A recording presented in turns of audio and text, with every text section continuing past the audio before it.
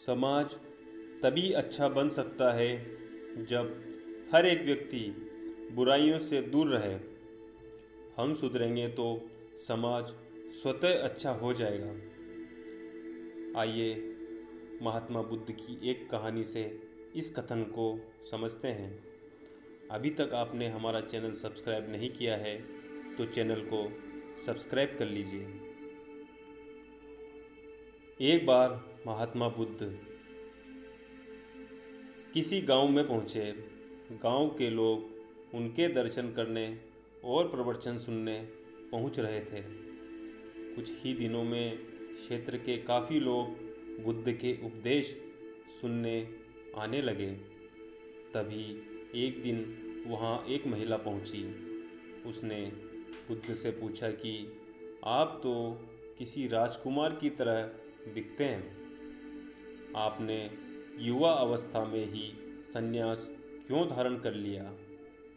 बुद्ध ने कहा कि मैं 3 प्रश्नों के हल ढूंढना चाहता हूँ, इसलिए मैंने संन्यास लिया है। महात्मा आगे बोले कि हमारा ये शरीर अभी युवा और आकर्षक है, लेकिन यह वृद्ध होगा, फिर बीमार होगा और अंत में मृत्यु हो जाएगी। मुझे वृद्धावस्था, बीमारी और मृत्यु इन तीनों के कारण जानना थे। इन तीनों प्रश्नों के हल मुझे खोजना था।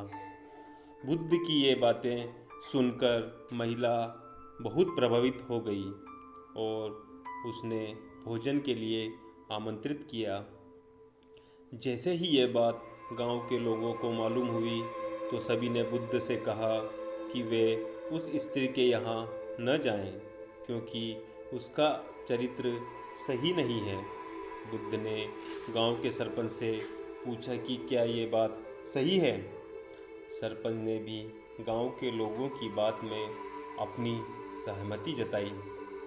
तब बुद्ध ने सरपंच का एक हाथ पकड़कर कहा कि अब ताली बजाकर दिखाओ।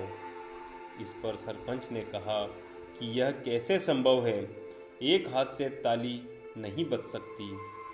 बुद्ध ने कहा कि सही है।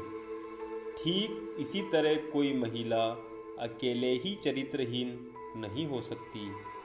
अगर इस गांव के पुरुष चरित्रहीन नहीं होते तो वह महिला भी चरित्रहीन नहीं होती।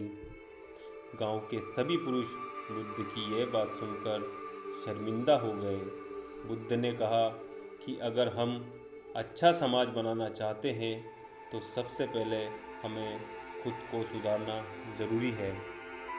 अगर हम सुधर जाएंगे तो समाज भी बदल जाएगा। हम बुराइयों से बचें, यही सुखी जीवन की सीख है।